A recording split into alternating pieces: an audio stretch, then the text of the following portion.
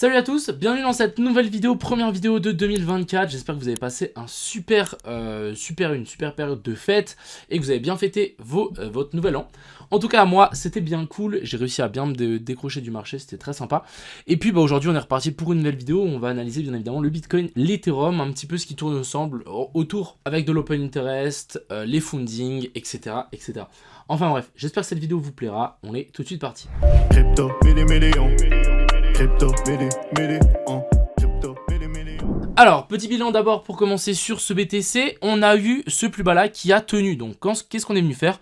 On est simplement venu faire un petit tour dans la zone OTE de ce dernier rebond. On est venu chercher la zone des 0,705 et ça a tenu et on est finalement bien parti. Donc là, on est venu chercher un nouveau plus haut par rapport à ces niveaux-là. Donc, ce qu'on peut s'attendre potentiellement ici, c'est pourquoi pas avoir une petite correction et un potentiel petit pullback ici dessus. On veut absolument faire un truc comme ça sera beaucoup plus sain. Ce qu'on n'a pas envie de voir, c'est simplement une réintégration ici en dessous. Si on commence à réintégrer et que là on passe, je sais pas, sous la zone des 44 000, on risque de récupérer tout ça. Donc ça, faut bien prendre en compte et que là on a une très belle zone d'invalidation si on passe en dessous. Deuxième chose qui est assez compliquée, donc je rappelle, ça fait un petit moment qu'on avait les fundings qui étaient vraiment positifs. Donc ça veut dire qu'il y avait beaucoup de gens et les gens payaient beaucoup. Et ils payent toujours beaucoup de frais pour payer les shorts. Donc là, on peut le voir, hein, une grosse zone verte. Donc tout ça, c'est les fundings. Et en fait, ici, on avait l'open interest qui était plus ou moins à plat. Ici, ce qu'on est venu faire, c'est que l'open interest a explosé, les fundings ont explosé. Donc on a forcément des gens qui ont FOMO ce dernier pump avec des gros leviers. Et du coup, c'est pour ça que ça ferait énormément de sens de venir rechercher un petit peu plus bas et ensuite aviser, hein. Des fois, il y a même des gens qui disent qu'on peut tirer jusqu'ici en bas. On verra. Mais encore une fois, on peut largement revenir ici et ensuite repartir. Ça permettrait en fait de rect les derniers gens qui ont FOMO la dernière partie ici du long, ce qui serait plutôt une excellente chose. On le voit ici aussi, je vais vous montrer. On a bien ici les fundings qui sont passés vraiment dans le vert, l'open interest qui a aussi vraiment décollé. Donc là pour moi ça ferait un peu de sens de venir un petit peu tous les rect. Du côté des liquidations, on est venu aussi récupérer la borne ici jaune qu'on avait laissée au-dessus de ces sommets là. Donc les liquidations ici ont été prises. On va dézoomer un petit peu pour voir ce qu'on a en 3 mois. En 3 mois, on a un pic ici vers la zone des 35 000. Mais bon, sinon on n'a pas grand chose. On a un petit peu vers la zone des 40 000. Mais bon, c'est 3 fois rien pour le coup. Et ici, on a Byzantine qui nous a fait un joli petit tweet qui nous a expliqué un petit peu qu'est-ce qui était assez intéressant avec ses funding et open interest. Et on peut voir que ici, il nous a sorti en fait les funding contre le dollar et non contre les coins en eux-mêmes. Et on peut voir que la dernière fois qu'on a vu cette petite montée là, c'était au top ici à 69 000, donc le dernier top de 2021, l'ATH. On avait aussi une petite hausse par rapport à ça et ensuite ici on s'était craché la gueule. Donc personnellement je pense qu'on est encore une fois pas très loin d'un top, étant donné que là on est bien grimpé, hein. Le top, je rappelle que il va sans doute se former par ici autour, donc entre la zone je pense des 48 200 et je pense à la zone des 0,68 de tout le retracement, si je tire mon Fibo jusqu'ici en bas, donc vers la zone des 50 000, je pense qu'on va sans doute se former un top à partir de là, et on n'est vraiment pas à l'abri, hein, je vous dis encore une fois, de faire un truc comme ça.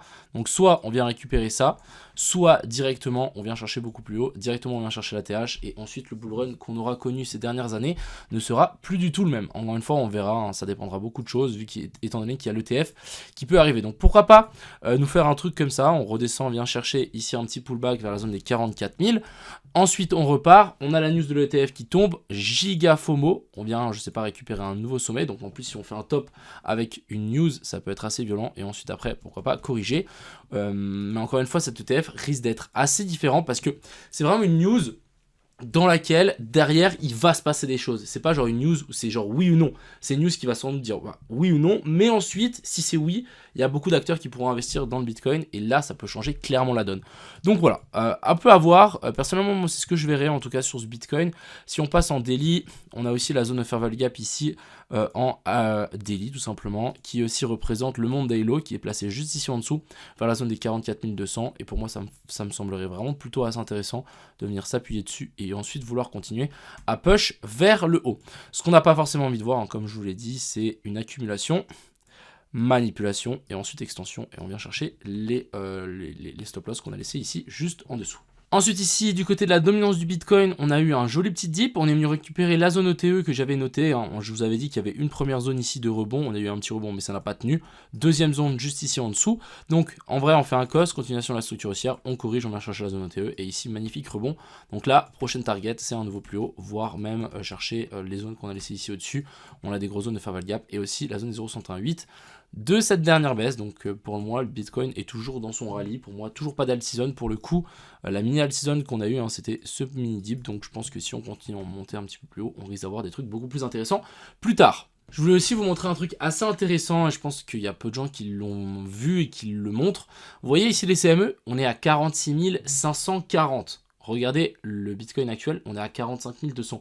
Donc il y a une différence de 1300 $ entre les CME et le chart normal. Donc ici on peut vraiment voir qu'il y a un FOMO du côté des professionnels du CME et qu'il y a beaucoup de gens qui sont en train d'en acheter beaucoup plus que actuellement les retails ou genre nous normalement sur le marché traditionnel. Donc on voit vraiment une grosse différence. Ici on voit on a plus 10%, ce qui est plutôt pas mal.